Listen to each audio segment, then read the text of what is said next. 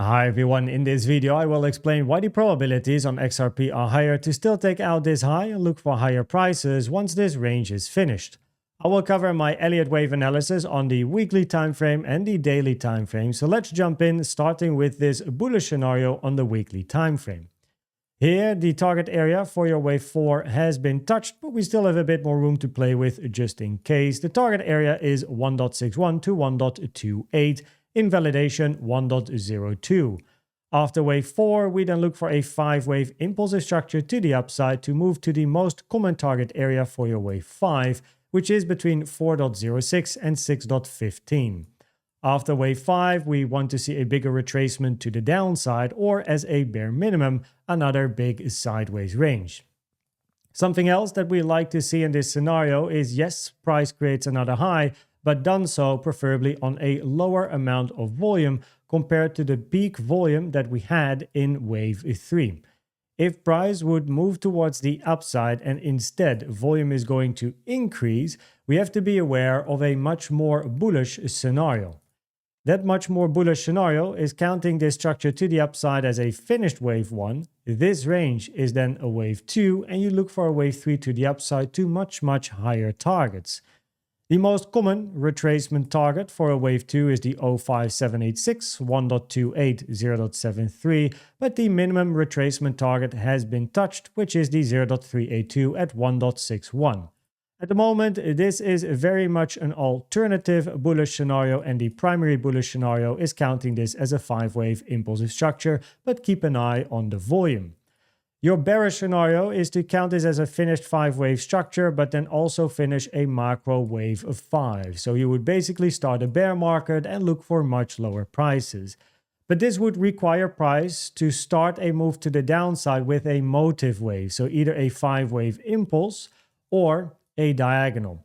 And I would like to go through the different motive waves locally and explain why the probabilities at the moment are lower for a motive wave to the downside, starting with a diagonal, which is a 5-wave structure to the downside, followed by a 3-wave retracement, and then you expect another move towards the downside. A diagonal in general is not a very common structure, and besides, for this scenario to get some probabilities, you still need to take out this low to create your wave 5, and then you still expect a retracement to the upside. Of course, invalidations are not allowed to be touched. Invalidation to the upside at 272, invalidation to the downside at 1.32. A second option would be to count this structure to the downside as a multi-1-2, 1-2, 1-2, and then a wave 3 to the downside, where your first wave 1 is an expanding diagonal, which by itself is not a very common structure.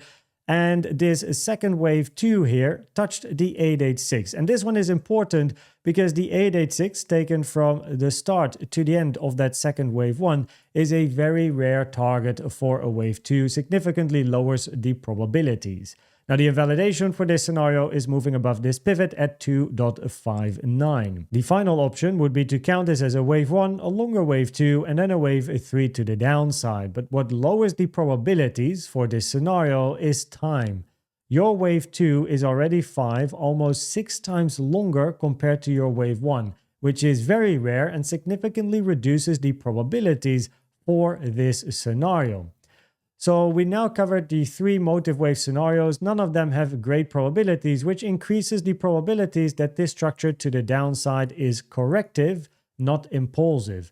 And when the probabilities are higher for a structure to be corrective, the probabilities are automatically higher to look for continuation to the upside and for price to still take out this high, unrelated to the exact corrective count locally. This is what then creates the directional bias, where we still look for price to move towards the upside, with this being the primary count, and the alternative is counting this as a 1, 2, and a 3 towards the upside. Now then finally, I want to show some of the support and resistance areas that we have locally. First of all, this volume profile price is currently at the point of control. The value area low acted as support, and if price can flip this point of control to support, the value area high is at 3.05, which is in confluence with my resistance box here between 2.93 and 3.13.